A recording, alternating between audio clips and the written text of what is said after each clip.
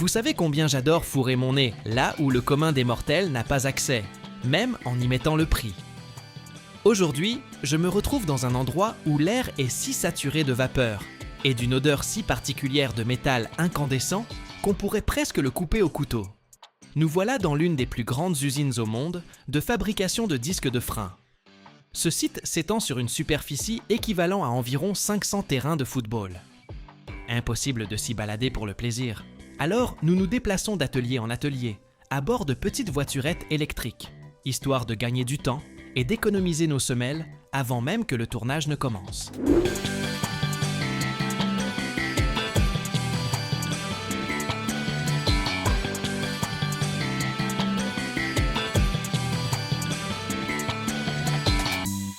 Tout commence par ce que la plupart qualifieraient simplement de tas de ferraille. C'est assez ironique. Ce qui arrêtera plus tard votre voiture à 120 km/h ressemble pour l'instant à un énorme amas de débris rouillés. De vieux radiateurs en fonte, des fragments de carrosserie, des poutrelles tordues et autres rebuts métalliques. Mais pour cette usine, c'est un véritable trésor.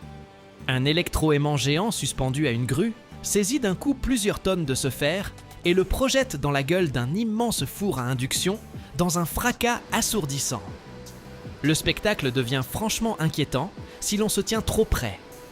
Le four émet un grondement si grave que ce son ne se perçoit pas tant par les oreilles que quelque part au fond de la poitrine, comme si votre cœur tentait de s'accorder à ce lourd rythme industriel.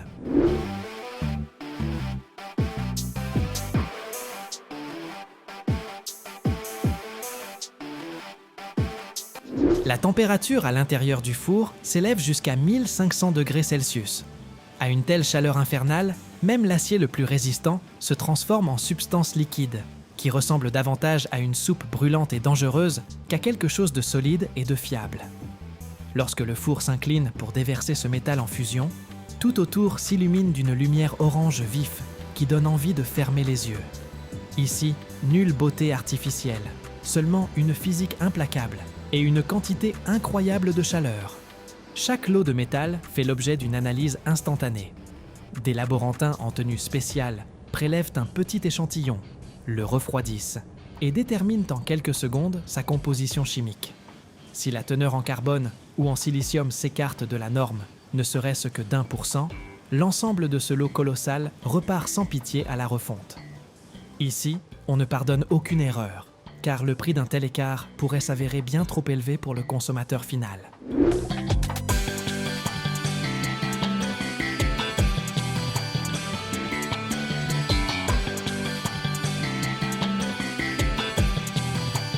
Ensuite, ce métal en fusion est coulé dans des moules. On utilise ici une technologie fascinante de moulage au sable. On pourrait croire que le sable est un matériau peu fiable, mais ici, il est mélangé à des résines spéciales et, sous une pression considérable, devient dur comme du béton. Le métal vient remplir les cavités à l'intérieur de ce moule de sable, et c'est à cet instant précis que naît l'ébauche brute du futur disque. Elle ne ressemble pas encore du tout à cette pièce rutilante que nous avons l'habitude de voir dans les magasins de pièces automobiles.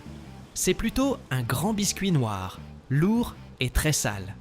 Après la coulée, les disques doivent refroidir naturellement. Ce processus prend du temps, parfois plusieurs heures. C'est absolument crucial. Si l'on tentait de les refroidir plus rapidement, par exemple en les aspergeant d'eau, le métal deviendrait trop fragile. Un tel disque pourrait tout simplement voler en éclats au premier coup de frein un peu appuyé, quelque part sur la route, sous la pluie.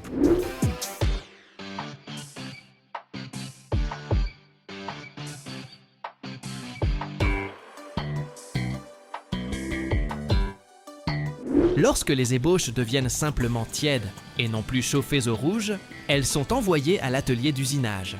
C'est là que commence le territoire des robots. Ils travaillent 24 heures sur 24, 7 jours sur 7, sans pause déjeuner, ni plainte sur leur sort difficile. Chaque disque tombe entre les griffes d'un manipulateur, qui l'installe dans une machine à commande numérique. Des outils de coupe spéciaux enlèvent la couche de métal superflue aussi facilement que s'il ne s'agissait pas de fonte dure, mais d'un morceau de beurre froid.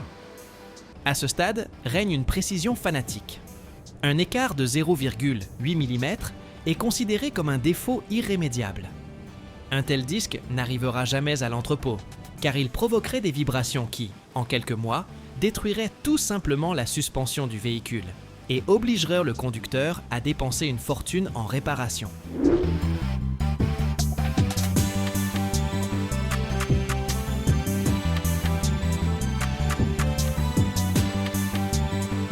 C'est absolument fascinant de voir comment, à partir d'une forme brute et informe, émerge progressivement une surface parfaitement lisse, presque miroitante. Ensuite, on perce dans les disques des orifices de ventilation et des canaux internes. Ce n'est pas pour le style visuel, comme le pensent certains adolescents. C'est un système de refroidissement absolument vital. Lors d'un freinage intensif, le disque peut atteindre 700 degrés Celsius.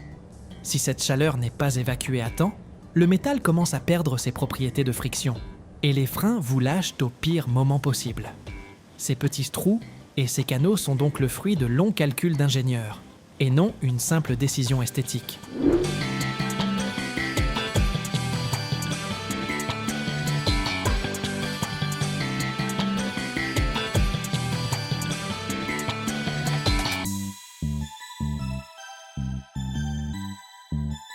Une fois tous les copeaux superflus retirés, chaque disque est soumis à un équilibrage dynamique. Le principe ressemble à ce que l'on fait pour vos roues chez le garagiste, mais la précision est ici des dizaines de fois supérieure. Un dispositif spécial lance le disque à très haute vitesse et détecte le moindre déséquilibre de masse. Si un côté s'avère plus lourd, ne serait-ce que de 3 ou 4 grammes, la machine perce automatiquement un minuscule trou, presque invisible, à l'endroit voulu sur la tranche, afin d'égaliser le poids. Le disque est désormais parfaitement équilibré et prêt à tourner à n'importe quel régime, sans le moindre bruit parasite ni vibration.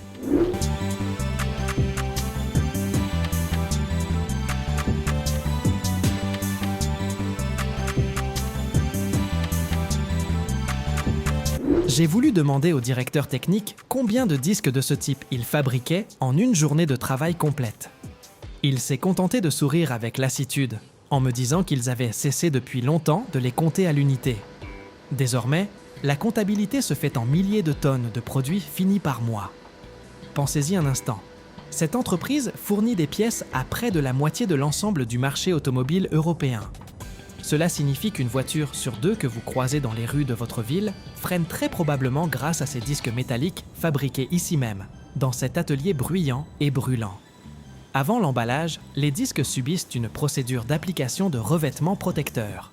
Ils sont soit peints avec une peinture spéciale résistante à la chaleur, soit recouverts d'une fine couche anti-corrosion à base de zinc.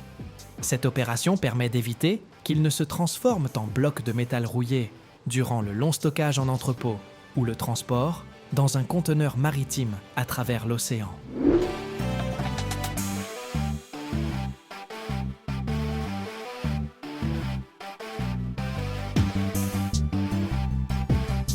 Bien sûr, après les premiers kilomètres de conduite, cette peinture disparaît complètement de la surface de freinage, sous l'effet du frottement colossal des plaquettes.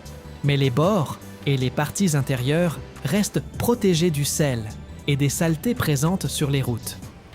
La dernière étape, et sans doute la plus importante, c'est le contrôle qualité finale. Il ne s'agit pas simplement d'une inspection visuelle menée par un ouvrier fatigué en fin de poste. On utilise ici des scanners à ultrasons et des installations radiographiques modernes.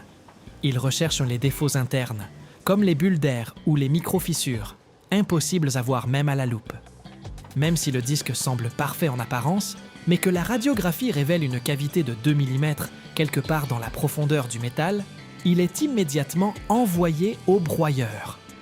Ici, personne ne lésine sur la sécurité, car tout le monde comprend parfaitement que de cette pièce dépend directement la vie du conducteur et des passagers. Abonnez-vous et bientôt nous repartirons ensemble pour un nouveau voyage passionnant.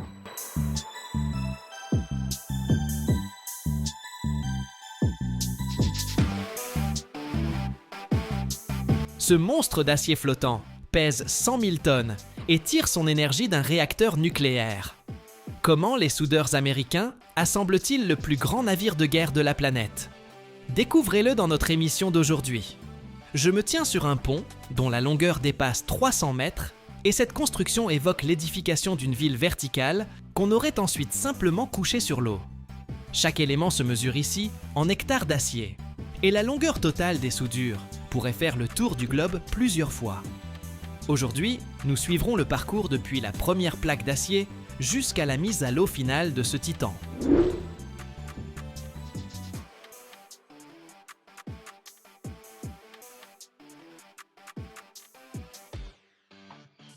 Nous nous trouvons dans un chantier naval de Virginie. C'est le seul endroit capable de construire quelque chose d'aussi massif. Le navire Gerald Ford représente un véritable défi d'ingénierie. Commençons par ceci. Ce porte-avions est assemblé à partir de modules distincts appelés superblocs. Ce sont d'immenses cubes d'acier, chacun pesant jusqu'à 1000 tonnes. Lorsque vous observez un tel bloc, vous comprenez qu'aucune grue ordinaire au monde ne pourrait le soulever. C'est pourquoi on utilise ici la plus grande grue de l'hémisphère occidental, que les ouvriers surnomment le Grand Bleu. Elle est capable de soulever une charge de 1500 tonnes aussi aisément que nous soulevons un verre d'eau. La construction de ce porte-avions peut se comparer à l'édification d'une zone industrielle entière, qui doit être à la fois robuste, mobile et totalement autonome. Le navire se compose de 100 000 tonnes d'acier blindé, spécialement conçu, capable de résister à des contraintes statiques et dynamiques colossales.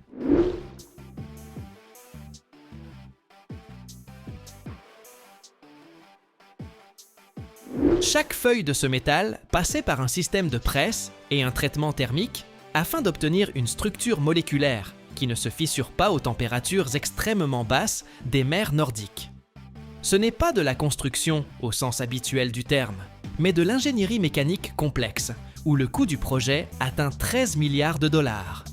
Une telle somme s'explique non seulement par les volumes de métal, mais aussi par la concentration de haute technologie au mètre carré. À l'intérieur de la coque d'acier se trouvent des catapultes électromagnétiques et des installations nucléaires qui nécessitent une protection particulière. Ce prix colossal reflète le travail de dizaines de milliers de spécialistes qui, pendant 8 ans, ont assemblé cet ouvrage à partir de modules séparés, transformant des tonnes de matières premières en l'actif militaire le plus cher et le plus puissant au monde. Le processus de transformation de feuilles d'acier plates en contours courbes de la gigantesque coque du porte-avions commence dans l'atelier, où le métal est soumis à une pression extraordinaire.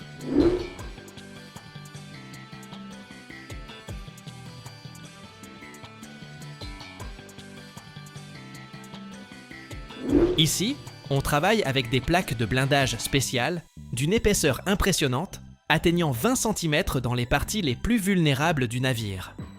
Il ne s'agit pas d'un simple métal, mais d'un alliage à limite d'élasticité extrêmement élevée, conçu pour que la coque ne se déchire pas sous le puissant choc hydrodynamique en cas d'impact de torpille.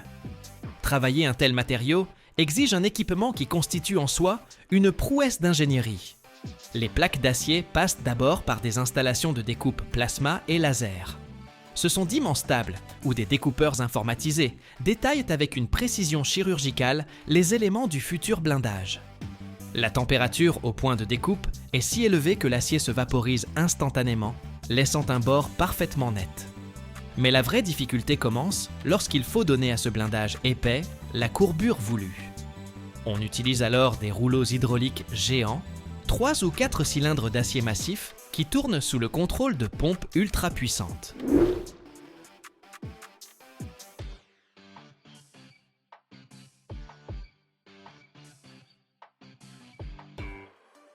Lorsqu'une telle plaque de plusieurs dizaines de tonnes entre dans les rouleaux, l'atelier se remplit d'un grondement sourd. Le métal résiste, mais une pression de milliers de tonnes le contraint à plier. Les ingénieurs contrôlent en permanence le rayon de courbure à l'aide de gabarits laser.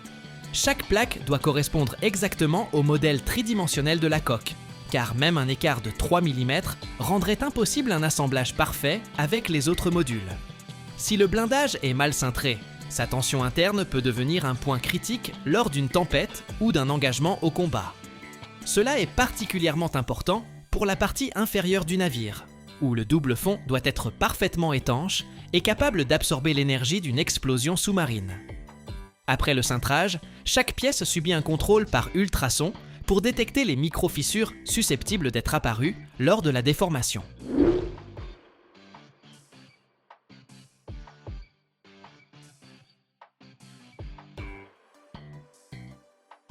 C'est un processus épuisant et lent, où l'on ne parvient à traiter que quelques plaques par équipe, mais c'est précisément avec ces morceaux d'acier parfaitement courbés que se construit le blindage monolithique qui protégera le cœur nucléaire du porte-avions pendant les 50 prochaines années. La construction du porte-avions Gerald Ford diffère radicalement de la construction navale classique du siècle dernier. Ce navire n'est pas assemblé plaque après plaque ou tôle après tôle, directement en cale sèche. Les ingénieurs utilisent plutôt une stratégie d'assemblage modulaire, qui rappelle davantage la création d'un jeu de construction gigantesque pour Titan. Toute la coque est divisée en sections fonctionnelles distinctes que l'on appelle à l'usine des superblocs. Ce sont d'immenses cubes d'acier dont chacun peut atteindre la hauteur de 3 ou 4 étages. Le poids d'un seul de ces modules varie entre 900 et 1000 tonnes.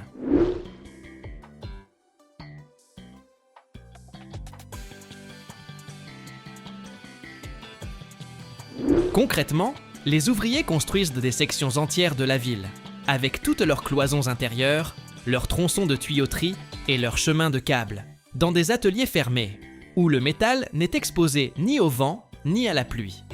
Cela permet d'atteindre une qualité de soudure et d'assemblage qui serait impossible en plein air.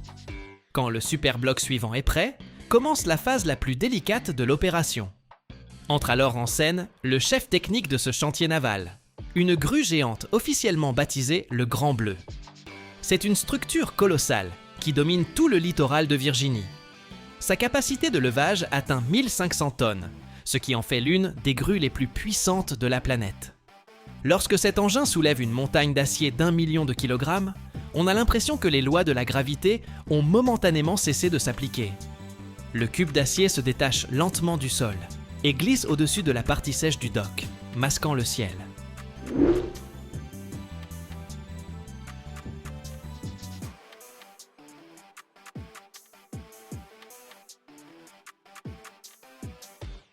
C'est le moment de tension maximale pour toute l'équipe, car sous la grue se trouvent des centaines de personnes et une partie déjà assemblée de la coque dont la valeur se chiffre en milliards de dollars. Le plus incroyable dans ce processus, c'est la précision. Bien que la grue soutienne une charge équivalente au poids de 3 gros avions de ligne, elle doit déposer ce bloc sur la coque avec une précision millimétrique.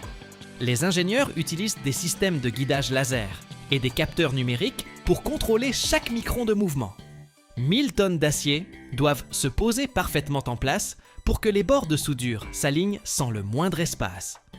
Si le bloc se décale ne serait-ce que d'1 centimètre, cela déclenchera une réaction en chaîne d'erreur sur l'ensemble de la coque, et les modules suivants ne pourront tout simplement pas s'emboîter. Les ouvriers qui se trouvent à l'intérieur de la cale, à l'aide de talkies-walkies et de gestes, corrigent les mouvements du grutier jusqu'à ce que l'acier touche l'acier. Abonnez-vous pour ne rien manquer de nos prochaines vidéos.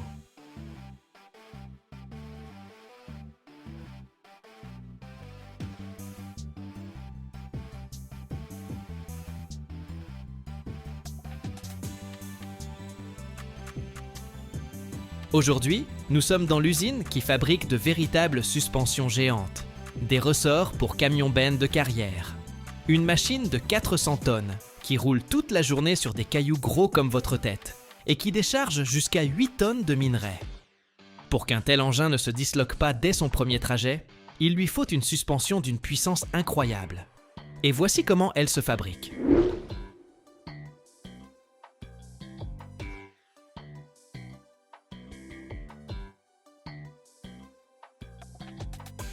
Me voici devant une barre d'acier de 75 mm de diamètre, presque l'épaisseur de mon poignet.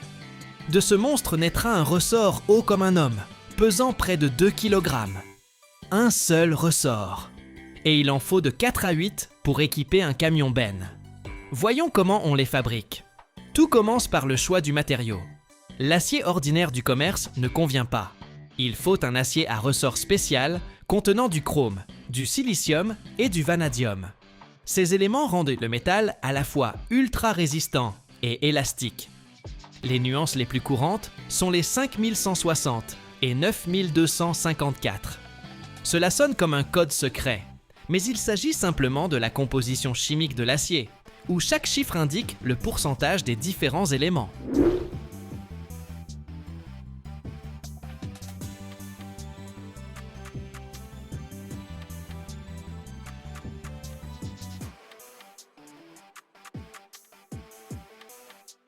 Nous voilà devant le four de préchauffage. Première étape de ce qu'on appelle l'enroulement. Pourquoi une telle chaleur? Parce qu'une barre d'acier de plus de 12 mm d'épaisseur ne peut se plier à froid. Elle risquerait tout simplement de se fissurer.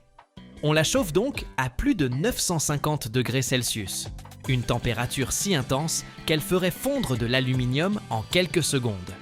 Regardez ce four, on l'appelle un four à poutre mobile. Des barres d'acier de 14 à 45 mm de diamètre y circulent librement, chauffant uniformément sur toute leur longueur. Le processus prend environ 20 à 30 minutes. Si le chauffage n'est pas homogène, une partie sera molle, l'autre dure. Le ressort lâchera au bout d'une semaine.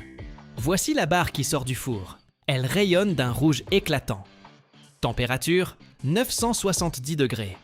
L'air qu'elle dégage est si brûlant qu'à 2 mètres de distance, on sent la chaleur sur son visage.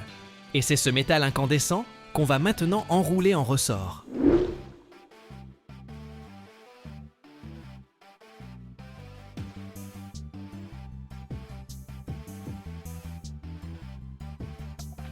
Devant nous se dresse une machine gigantesque, une enrouleuse automatique à commande numérique. Cet engin coûte 1 million d'euros et peut fabriquer des ressorts d'un diamètre allant jusqu'à plusieurs centimètres et d'une longueur pouvant atteindre 2 mètres. Voici comment elle fonctionne. Une barre chauffée à blanc passe à travers un système de rouleaux qui la guide vers le dispositif d'enroulement. Là, 2 gros rouleaux, l'un vertical, l'autre horizontal, pressent le métal avec une force de plusieurs dizaines de tonnes, l'obligeant à contourner une tige centrale, que l'on appelle le mandrin. Une barre de 7,5 cm d'épaisseur se plie comme de la pâte à modeler, s'enroulant spire après spire.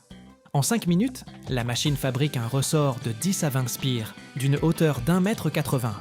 La vitesse d'enroulement? Environ 5 spires par minute pour des barres aussi épaisses. Mais le plus impressionnant, c'est la précision. Chaque spire doit être parfaitement régulière, l'espacement entre les spires, calculé au millimètre près. Un écart de plus de 2 mm et le ressort ne résiste pas à la charge.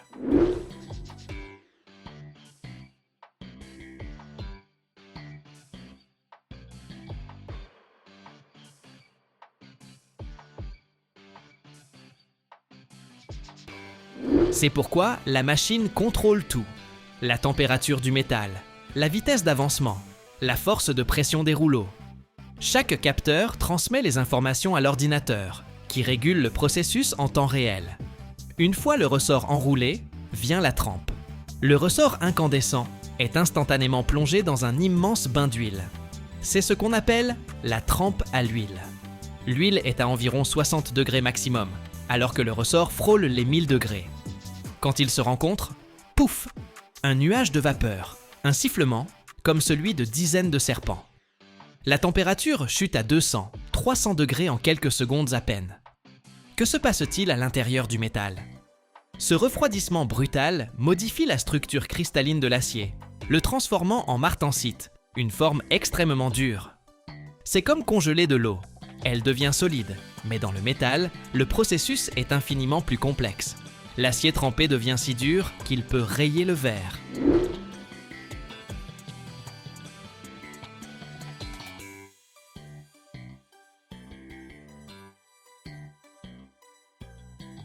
Mais il y a un problème. Après la trempe, l'acier devient friable comme du cristal. Un seul choc, et le ressort peut se briser. D'où l'étape suivante, le revenu ou recuit. Les ressorts sont à nouveau chauffés, mais cette fois à une température plus basse, entre 400 et 500 degrés Celsius. Ils sont maintenus à cette température pendant 2 à 3 heures, puis refroidis librement. Le revenu, c'est comme un massage pour le métal.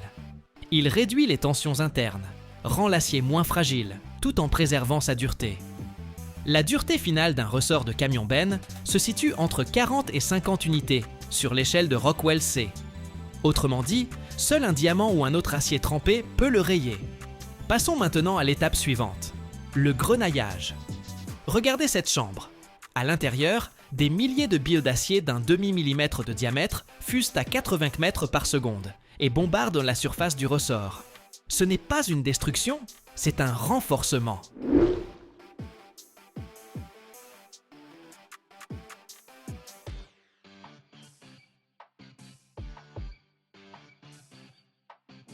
Une bille métallique, en frappant la surface, crée une micro-indentation.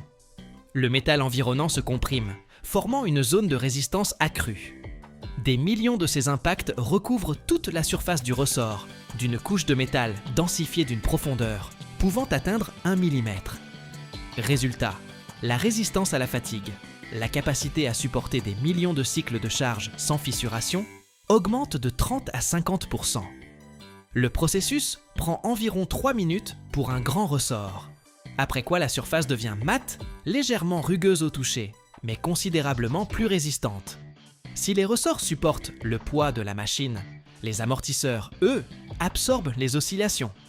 Sans eux, le camion-benne rebondirait comme un ballon après chaque nid de poule, et le conducteur souffrirait d'une commotion cérébrale au bout d'1 an de travail. Devant nous se dresse un cylindre hydraulique d'1,80 m de haut et de 25 cm de diamètre. À l'intérieur, un système complexe de clapets, de pistons et de joints d'étanchéité. Le principe de base est simple. Le piston se déplace dans le cylindre rempli d'huile, la forçant à traverser de minuscules orifices. L'huile oppose une résistance, amortissant ainsi le mouvement.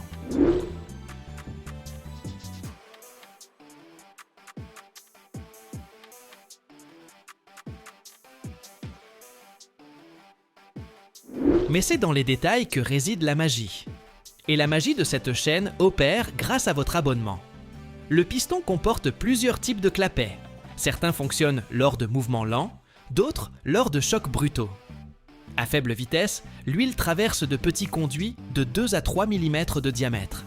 Lors d'un impact violent, des clapets supplémentaires de 10 à 15 mm de diamètre s'ouvrent, laissant passer davantage d'huile et empêchant une montée en pression excessive. À l'intérieur se trouve également une chambre à gaz, remplie d'azote sous une pression de 20 à 30 bars. Cela prévient la cavitation, c'est-à-dire la formation de bulles dans l'huile qui pourrait détruire l'amortisseur. L'azote se comprime en compensant le volume occupé par la tige du piston lors de son mouvement. La tige du piston est fabriquée en acier chromé d'un diamètre de 6 cm. Ce n'est pas décoratif. Le chromage crée une surface ultra résistante capable d'endurer des millions de cycles sans usure. L'épaisseur du revêtement chromé n'est que de 0,2 mm, mais cela multiplie par 10 la durée de vie.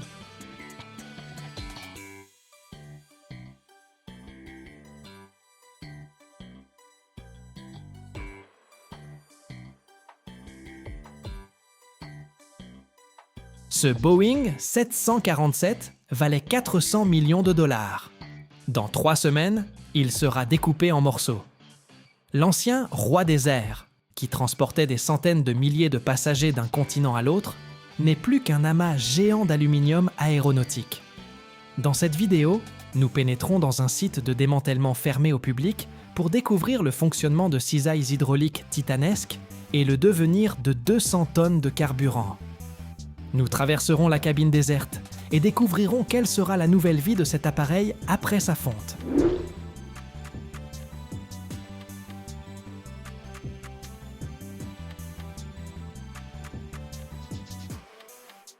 Lorsque nous longeons le fuselage, il semble éternel.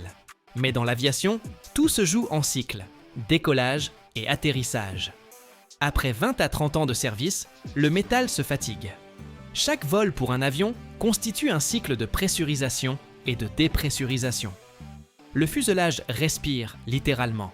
Il se dilate en altitude en raison de la différence de pression et se contracte lors de l'atterrissage. Imaginez que vous pliez un fil d'aluminium dans un sens puis dans l'autre. Tôt ou tard, il finira par se rompre. Après des milliers de tels cycles, des micro-fissures apparaissent dans la structure du métal. Les réparer devient si coûteux qu'il est plus économique d'acheter un appareil neuf. Seconde raison, l'efficacité énergétique. Les vieux géants possèdent 4 réacteurs. Il y a 30 ans, c'était la norme. Mais aujourd'hui, les bimoteurs modernes consomment de 30 à 40% de kérosène en moins, tout en transportant le même nombre de passagers. Dans le ciel, chaque litre de carburant superflu représente une perte pour la compagnie aérienne.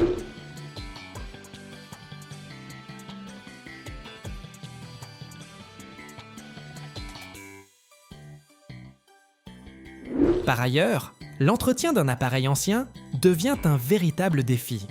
Les pièces détachées ne sont plus produites et les contrôles réglementaires deviennent de plus en plus fréquents et longs. Un avion ne génère des revenus que lorsqu'il est en vol. S'il reste cloué au hangar pendant des mois, faute d'une pièce rare, son sort est scellé. Ainsi, dès que les coûts de sécurité et de carburant dépassent les profits, le géant d'acier est envoyé au recyclage. La phase de vidange de l'appareil constitue l'étape la plus dangereuse et la plus délicate avant le début du démantèlement. Lorsqu'un Boeing 747 arrive dans la zone de recyclage, ses réservoirs d'ailes et centraux peuvent encore contenir jusqu'à 200 tonnes de carburant. Ce ne sont pas de simples résidus, c'est le volume de plusieurs wagons-citernes ferroviaires. On commence par raccorder des stations de pompage mobiles aux conduites de carburant. Le carburant n'est pas simplement déversé dans un seau. Il est pompé à travers des vannes hermétiques pour éviter toute évaporation et la moindre étincelle.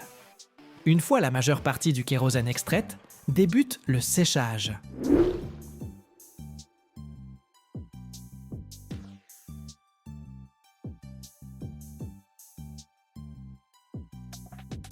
Des orifices de drainage spéciaux s'ouvrent aux points les plus bas des ailes pour évacuer chaque goutte. Mais même vide, un réservoir reste un piège mortel en raison des vapeurs de carburant. Le système est donc purgé au gaz inerte jusqu'à ce que les capteurs confirment une sécurité totale pour l'utilisation d'outils. Une fois l'appareil asséché, vient le tour des moteurs. Chaque réacteur de Boeing est un chef-d'œuvre technologique de plus de 4 tonnes. On ne les découpe pas simplement. Des chariots élévateurs ou des grues spéciales sont amenés jusqu'au pylône et fixent le moteur en plusieurs points. Les mécaniciens déconnectent manuellement des centaines de câbles, de conduites de carburant et de tubes hydrauliques. Les boulons de fixation, les fameux axes de sécurité, sont dévissés en dernier. Le moteur est ensuite descendu délicatement sur un berceau de transport. Fait intéressant, même si l'avion est mis au rebut, les moteurs possèdent souvent encore des milliers d'heures de vie. Ils sont soigneusement mis sous cocon et expédiés vers un entrepôt.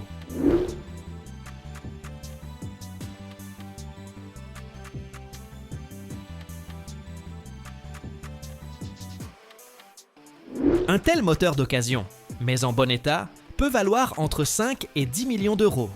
C'est l'organe le plus précieux du géant d'acier, qui continue souvent sa vie dans les airs sur un autre appareil, tandis que son ancien propriétaire finit en ferraille.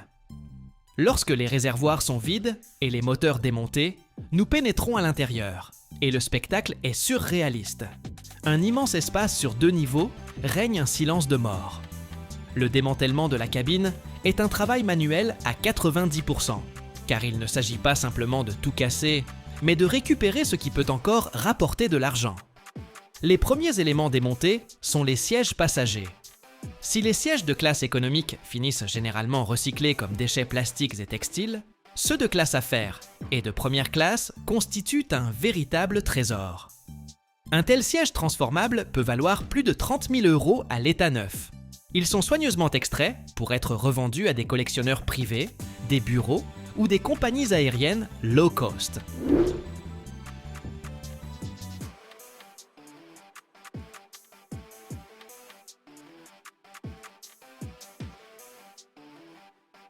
On retire ensuite les modules de cuisine et les chariots de service.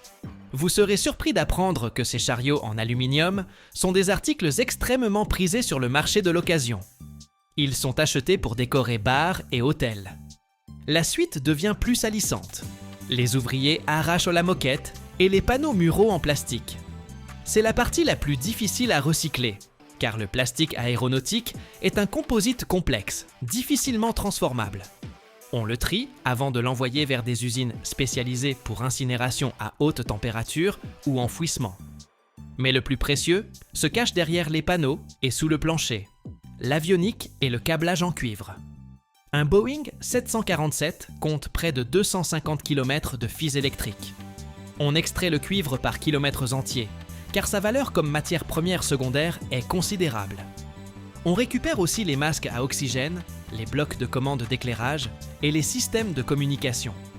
Au bout d'une semaine de ce travail acharné, du somptueux appareil ne subsiste qu'un tube métallique vide percé de hublots, à travers lesquels on ne distingue plus désormais que le squelette d'aluminium nu.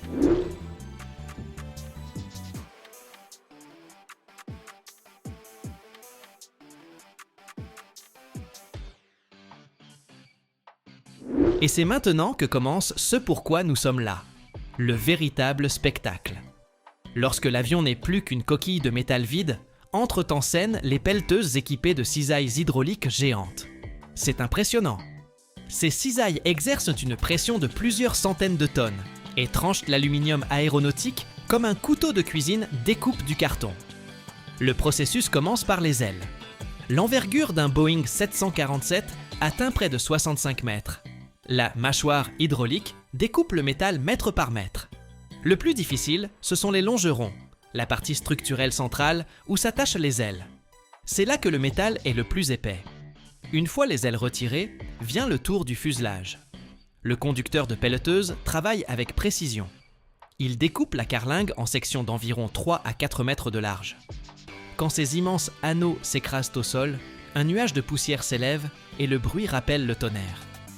En 2 semaines, du majestueux appareil ne subsiste plus que la queue, dressée seule au milieu du béton, jusqu'à ce que les mâchoires d'acier finissent par la rattraper.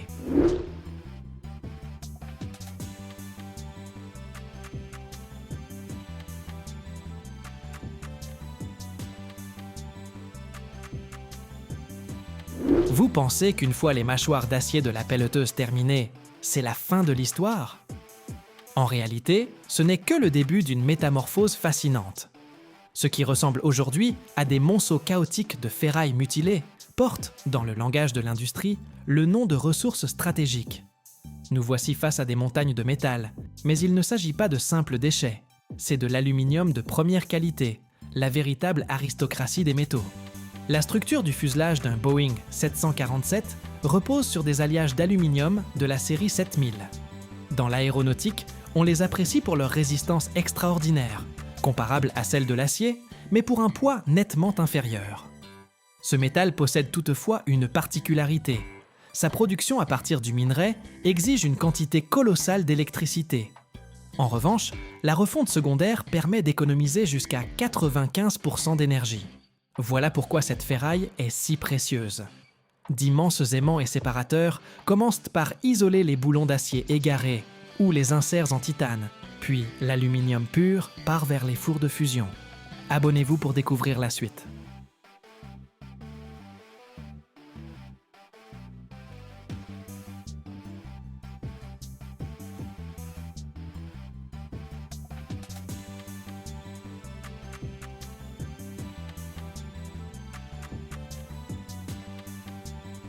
Le sable, c'est du métal. Surprenant, n'est-ce pas? Le minerai de titane constitue un véritable paradoxe de la nature. Une résistance extraordinaire pour les produits finis se cache dans des gisements friables d'ilménite et de rutile qui affleurent sur les rivages d'anciennes mers et le long des lits de rivières. Direction la plage. Ou plutôt, découvrons comment on extrait le minerai de titane et ce qu'on en fait. Ce métal occupe le 9e rang des réserves de l'écorce terrestre, mais son obtention à l'état pur reste l'un des procédés technologiques les plus complexes et les plus coûteux. Aujourd'hui, les alliages de titane constituent l'épine dorsale de l'aviation moderne et l'espoir de la médecine. Mais tout commence par le travail de fibres géantes qui tamisent des millions de tonnes de sable à la recherche du grain noir d'un minéral précieux. L'origine géologique des gisements de titane est liée à l'érosion des massifs granitiques et basaltiques. Durant des périodes prolongées, l'eau et le vent ont usé les roches, lessivant les minéraux les plus légers et concentrant les grains lourds d'ilménite. C'est ainsi que se sont formés les gigantesques placés littoraux, qui constituent aujourd'hui les principales sources d'extraction. L'exploitation évoque une transformation du paysage à grande échelle. excavatrices sur chenilles et dragues, créent des lacs artificiels à travers lesquels transitent des milliers de tonnes de pulpe.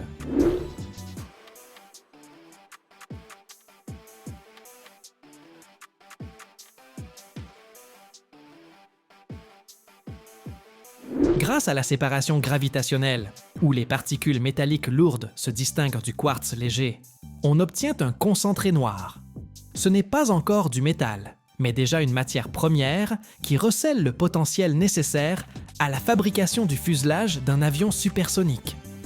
La transformation du sable de titane en métal constitue un parcours éprouvant, impossible à réaliser dans un simple haut-fourneau. Le titane nourrit une passion fatale pour l'oxygène, l'azote et l'eau. Toute tentative de le fondre à l'air libre le rend fragile et impropre à l'usage. C'est pourquoi la production de titane exige la création d'un vide ou d'une atmosphère de gaz inerte. La méthode de référence demeure le procédé Kroll, du nom de son inventeur. Le concentré noir est d'abord transformé en tétrachlorure de titane, un liquide volatile et agressif, puis réduit à l'aide de magnésium fondu dans d'immenses cornues en acier sous haute pression. Le résultat de cette réaction est ce qu'on appelle l'éponge de titane, une masse grise et poreuse qui ne ressemble en rien à un métal noble. Ce n'est qu'après une refonte dans des fours à arc sous vide que l'on obtient des lingots purs, prêts pour une transformation ultérieure. L'industrie aéronautique est devenue le principal consommateur de titane, car il est aussi résistant que l'acier, tout en étant 45% plus léger. Mieux encore, le titane est 2 fois plus résistant que l'aluminium, ce qui en fait un matériau idéal pour les zones soumises à de fortes contraintes.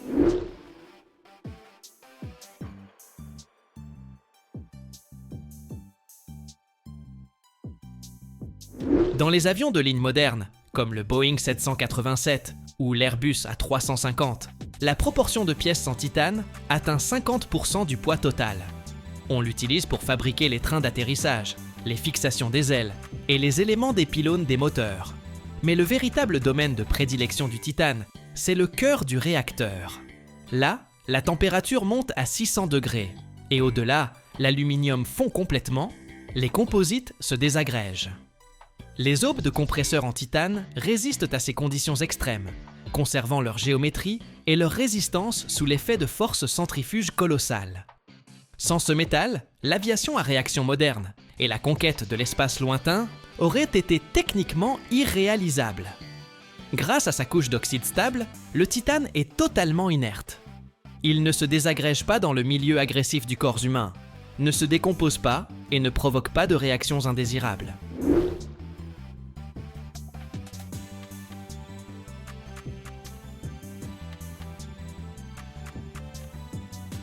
Le tissu osseux est capable de croître simultanément dans les pores de la surface d'un implant en titane, créant ainsi un lien solide et durable.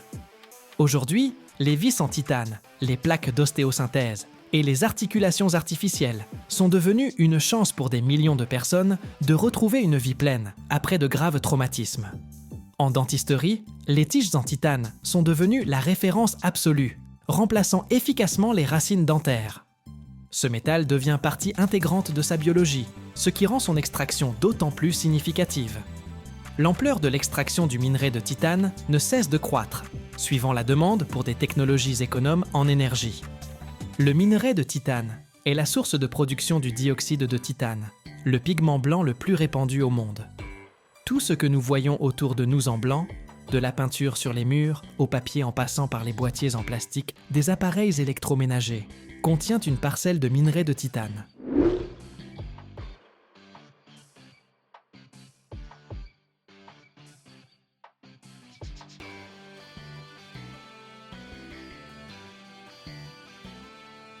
L'exploitation des gisements alluvionnaires nécessite de vastes étendues de terre, ce qui entraîne souvent la destruction de paysages naturels.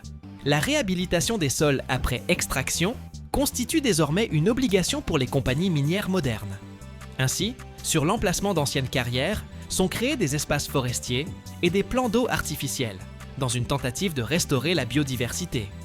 Par ailleurs, le traitement chimique du minerai s'accompagne de la production d'importantes quantités de déchets, tels que les chlorures de fer. Les usines contemporaines mettent en œuvre des technologies de régénération des acides et des circuits fermés de gestion de l'eau, afin de réduire la pression sur l'environnement. L'économie du titane relève du long terme.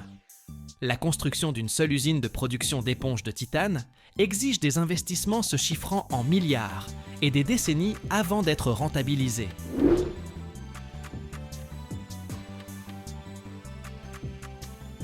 Chaque tonne de métal exige une quantité colossale d'électricité, si bien que les usines s'implantent souvent à proximité de centrales puissantes. Cela crée un lien étroit entre l'indépendance énergétique d'un pays et sa capacité à produire ce métal stratégique. Dans le monde, seuls quelques pays maîtrisent l'ensemble du cycle de production du titane, de l'extraction du sable à la coulée des lingots et à la fabrication des produits finis. Posséder une telle industrie est la marque d'un échelon technologique supérieur. Le minerai de titane joue également un rôle crucial dans la construction navale, notamment pour la création d'engins de plongée profonde et de sous-marins. Le titane résiste à l'eau de mer salée, là où l'acier rouille en quelques années. Son caractère non magnétique rend les navires invisibles à certains types de mines, tandis que sa capacité à supporter des pressions considérables permet aux explorateurs de descendre jusqu'aux fosses océaniques les plus profondes.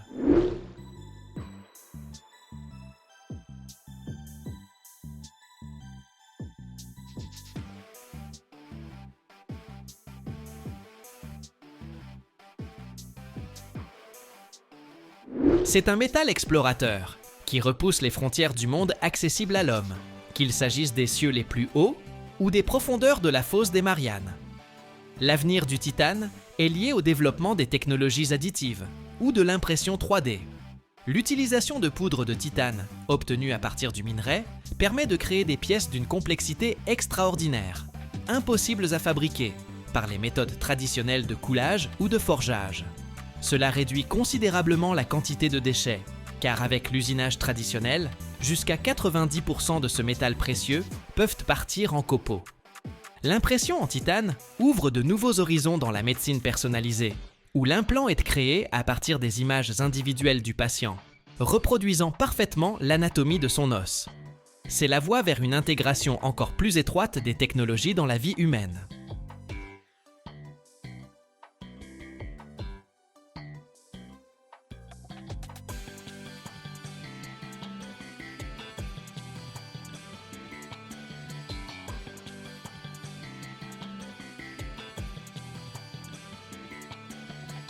Il existe un métal qui ne rouille pas, ne vieillit pas et ne disparaît jamais.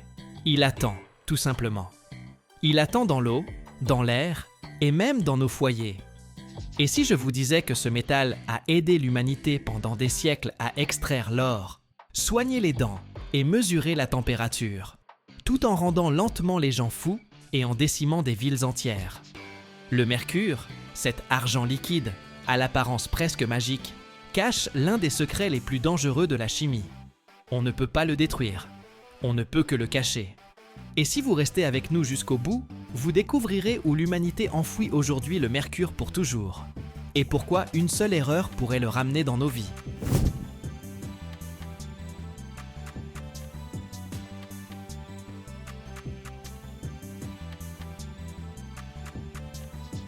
L'histoire du mercure ne commence pas avec des gouttelettes brillantes, mais avec un minéral rouge vif, le cinabre. Pendant des millénaires, les hommes ont utilisé le cinabre comme pigment. Les anciens Chinois et Romains en tiraient une peinture appelée vermillon, dont ils ornaient temples et statues. Toutefois, l'extraction du cinabre s'accompagnait toujours de tragédies. Les ouvriers des mines souffraient de tremblements inexplicables, de délires et de morts prématurées. Le procédé d'obtention du mercure pur à partir du cinabre est assez simple. Le minéral est broyé, puis chauffé dans des fours spéciaux. À une température de 357 degrés Celsius, le mercure s'évapore, puis se condense sous forme de lourdes gouttelettes argentées. Cette simplicité d'obtention a fait du mercure une matière première accessible, mais extrêmement dangereuse.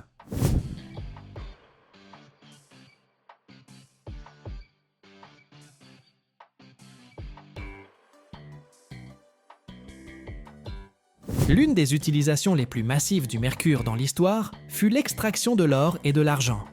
Le mercure possède une capacité unique, il mouille instantanément les autres métaux, les dissolvant en lui-même et créant des alliages appelés amalgames. À l'époque des ruées vers l'or, les chercheurs mélangèrent le minerai broyé avec du mercure. Le mercure, tel un aimant, extrayait les plus infimes particules d'or de la roche, formant une pâte épaisse. Pour obtenir de l'or pur, on chauffait simplement l'amalgame à feu ouvert. Le mercure s'évaporait directement dans l'air respiré par les hommes, et au fond restait l'or pur. Cette méthode, connue sous le nom d'amalgamation, a conduit à une pollution effroyable des rivières et des sols à travers le monde.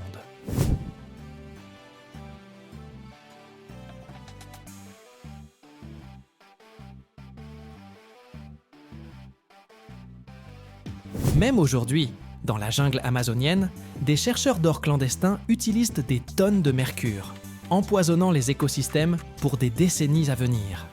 Pendant longtemps, le mercure a été considéré comme irremplaçable dans la science et la vie quotidienne. Dans les thermomètres, le mercure se dilate uniformément lors du chauffage, ce qui en faisait un fluide idéal pour des instruments de mesure précis. Les interrupteurs au mercure fonctionnaient sans défaillance pendant des décennies, car le mercure liquide conduit parfaitement l'électricité et ne s'use pas. Les amalgames dentaires, mélange d'argent et de mercure, ont été la norme en dentisterie pendant plus d'un siècle en raison de leur résistance extraordinaire. Mais il y avait aussi un côté sombre. Au XIXe siècle, le mercure servait au traitement des fourrures pour la fabrication de chapeaux en feutre. Les artisans inhalaient constamment des vapeurs de mercure, ce qui attaquait leur système nerveux. C'est de là que vient l'expression « fou comme un chapelier », immortalisée par Lewis Carroll dans « Alice au pays des merveilles ». Les symptômes de l'intoxication, confusion mentale, perte de mémoire et tremblement sont devenus une maladie professionnelle de branches entières.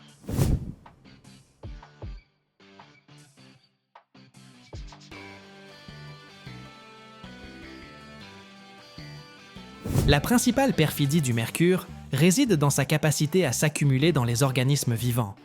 Lorsque le mercure pénètre dans l'eau, des bactéries le transforment en méthylmercure, une forme organique extrêmement toxique. Celui-ci s'accumule dans le plancton, puis dans les petits poissons, et enfin dans les grands prédateurs comme le thon ou le requin. L'être humain qui consomme ces poissons reçoit une dose massive de toxines. L'exemple le plus terrible reste la tragédie de la ville japonaise de Minamata dans les années 1950, où une usine chimique déversait du mercure dans la baie. Des milliers de personnes sont mortes ou sont restées handicapées à cause de lésions cérébrales. Cet événement a donné son nom à la maladie de Minamata et a poussé le monde à envisager l'interdiction de ce métal. Aujourd'hui, la convention de Minamata, signée par plus de 140 pays, est en vigueur. Elle interdit la fabrication et l'exportation de thermomètres à mercure, d'appareils de mesure de la pression, de la plupart des types de lampes fluorescentes et l'utilisation du mercure dans de nombreux processus industriels.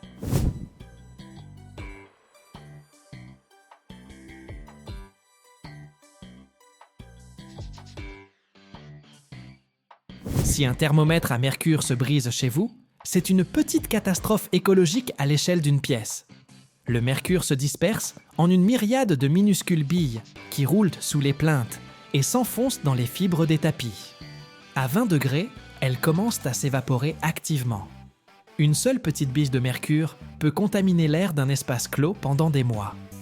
Les vapeurs de mercure n'ont ni odeur ni goût, ce qui en fait un tueur invisible. Comme on ne peut ni brûler ni dissoudre complètement le mercure, car c'est un élément chimique indestructible, la seule solution consiste à l'extraire totalement et à le confiner. Tout commence dans des usines spécialisées, où arrivent des millions de lampes fluorescentes usagées, de vieux appareils médicaux et des capteurs industriels.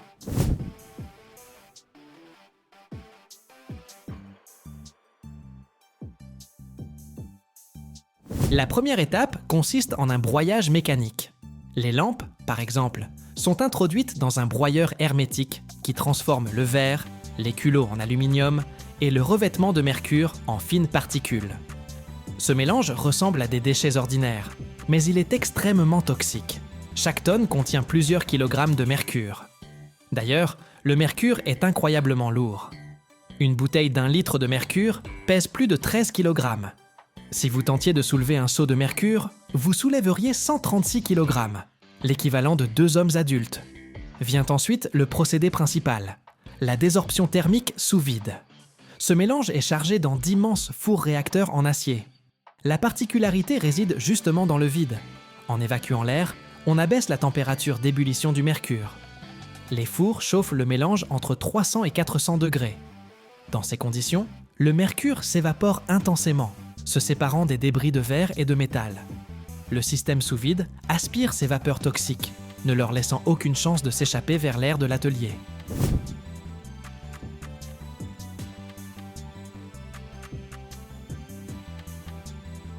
Le gaz mercuriel passe ensuite dans le système de condensation. Il s'agit de longs serpentins refroidis à basse température.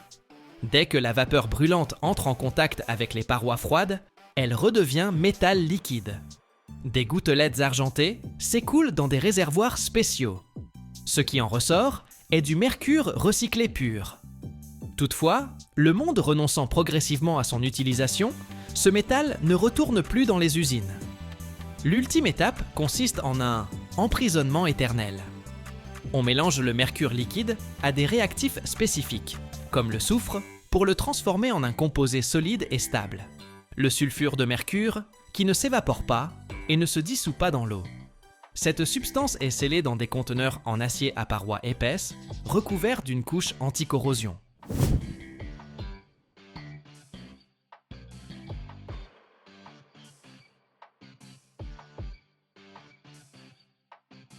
Ces conteneurs sont acheminés vers des sites de stockage souterrains, situés à plusieurs centaines de mètres de profondeur, dans d'anciennes mines de sel abandonnées, ou des massifs granitiques.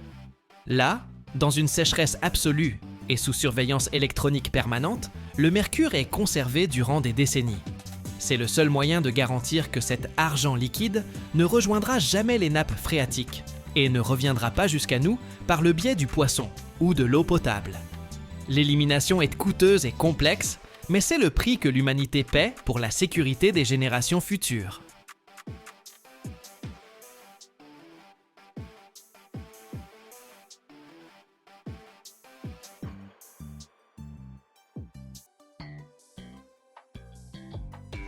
Chaque année, on crée dans le monde des matériaux qui semblent fragiles, mais arrêtent les balles, supportent des températures infernales et survivent à l'espace. Et le plus redoutable d'entre eux est né sous forme de tasse à thé. Comment se fait-il que la fine porcelaine chinoise, issue de la secrète capitale de la céramique, se soit transformée en blindage pour soldats et en cœur de réacteurs d'avion? Pourquoi cette substance qui se brise en tombant pulvérise-t-elle une balle en 1 milliseconde? Il existe un mécanisme caché dont on ne parle ni dans les musées ni dans les boutiques. Suivez cette vidéo jusqu'au bout. Vous découvrirez une vérité surprenante sur la céramique qui transforme les guerres, l'aviation et la notion même de résistance.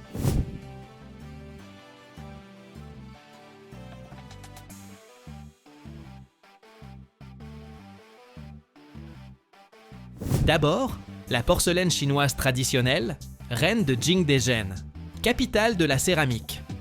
L'argile y est particulière, du kaolin, pur aluminosilicate des montagnes, sans fer pour éviter le jaunissement. On la prélève, on la pulvérise, on la mélange au feldspath et à la roche argileuse. Le mélange, 50% de kaolin, 25% de feldspath, 25% de quartz, est broyé dans l'eau jusqu'à consistance crémeuse, filtré, pressé dans des moules. Les pièces glacées sèchent pendant des semaines car l'épaisseur doit rester inférieure à 5 mm, sans quoi elles se fissurent. Première cuisson, à 870 degrés. Le biscuit, poreux comme du pain. Puis la glaçure, mélange de feldspath, de quartz, d'ocre, qu'on applique avant une deuxième cuisson, à 1700 degrés dans des fours à bois pendant 12 heures. Le feu rugit, la température monte lentement. Le quartz fond, comble les pores. La glaçure vitreuse étincelle comme un diamant.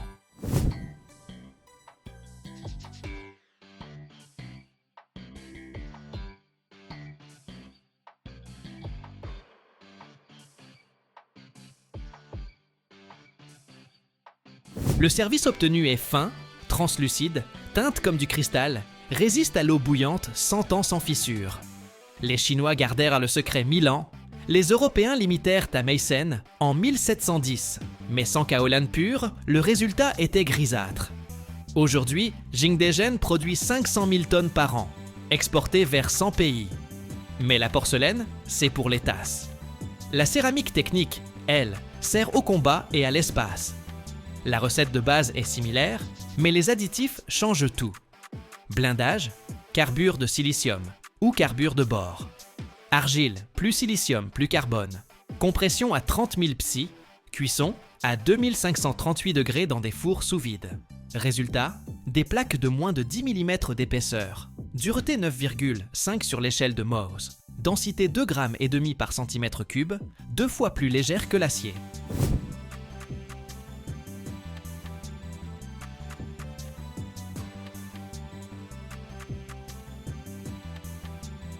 Les balles sont stoppées ainsi. À l'impact, la céramique pulvérise le projectile en poussière. L'énergie est absorbée par un renfort composite en Kevlar ou en polyéthylène. Dans les gilets par balles, ESAPI, 6 kg de céramique encaissent près de 8 mm à 853 mètres. Dispersion du projectile à l'échelle du micron. L'armée américaine achète 2 millions de plaques par an, 300 $ pièce, mais ça sauve des vies. Pour les moteurs, céramique à base de zircone ou nitrure de silicium. Voici la turbine d'un turboréacteur. Gaz à 1640 degrés Celsius, aube tournant à 50 000 tours par minute. Le métal fond, pas la céramique, conductivité thermique 2 fois moindre, oxydation minimale. Fabrication. Poudre de zirconium stabilisée à l'yttrium, granulée, pressée, fritée à haute température avec 30% de retrait. On obtient un monolithe sans joint. Dans certains moteurs, les aubes céramiques pèsent 30% de moins, durent plus longtemps.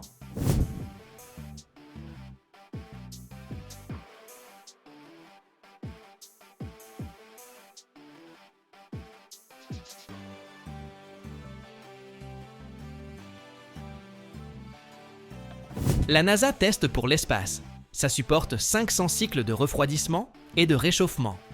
Ou le carbure de silicium pour les pompes. Résistance totale à la corrosion dans les acides. Usure 50 fois moindre que l'acier. Le secret réside dans la transition de phase. Lors de la cuisson, l'argile se déshydrate. Les fondants fondent et lient les cristaux en une matrice. Les additifs. Oxyde d'aluminium pour la dureté, magnésium pour la plasticité. L'impression 3D permet désormais de créer des formes complexes.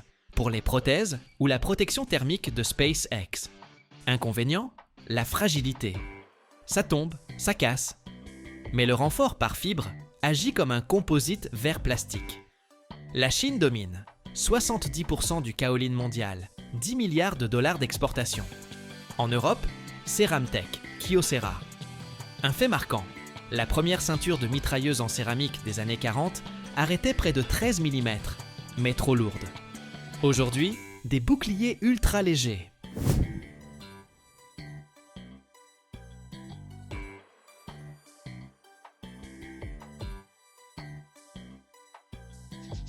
La céramique pour blindage et moteur n'est pas l'invention d'un génie solitaire. C'est une évolution des guerres jusqu'à l'espace. Tout commence en 1918. Le major britannique Neville Monroe Hopkins remarque que l'acier recouvert d'une fine couche d'émail, autrement dit de céramique primitive, arrête mieux les balles que le métal nu. Testé pendant la Première Guerre mondiale, une révolution, car la céramique brise le projectile au lieu de le laisser passer. La véritable percée a lieu en 1936. Richard Cook, de Goodyear Aerospace, brevette le blindage céramique moderne, plaque d'oxyde d'aluminium ou mosaïque de carreaux sur fibre de verre de rond. Le principe est simple. La céramique dure pulvérise la balle. L'énergie est absorbée par le support. Au Vietnam, en 1965, on l'attribue aux pilotes d'hélicoptères. Première utilisation au combat contre les armes légères.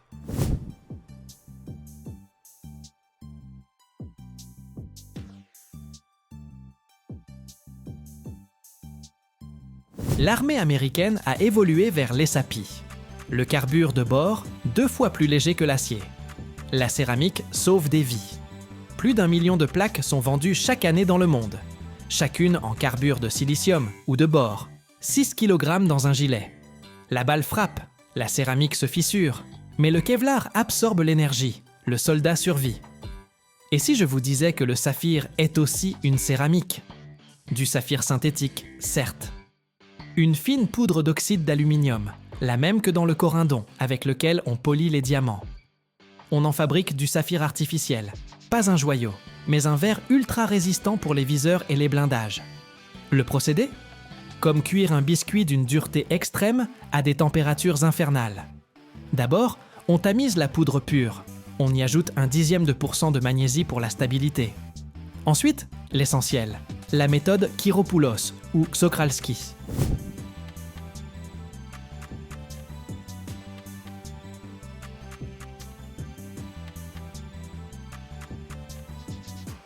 On verse la poudre dans une nacelle de platine. On fait le vide. On chauffe jusqu'à 2050 degrés dans un four à éléments de molybdène. La température monte lentement, de 3 à 5 jours, jusqu'à ce que tout se transforme en lave translucide. Par le haut, on descend une graine, une tige monocristalline de saphir. On retire la graine très lentement, 1 ou 2 mm à l'heure seulement, en la faisant tourner comme une barbe à papa. Le bain fondu cristallise autour. Un cylindre se forme. On refroidit pendant 2 semaines, pour éviter qu'il ne se fissure sous le choc thermique.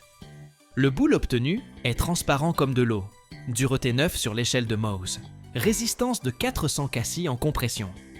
On découpe au laser ou au disque diamanté, en plaques destinées aux viseurs de vision nocturne.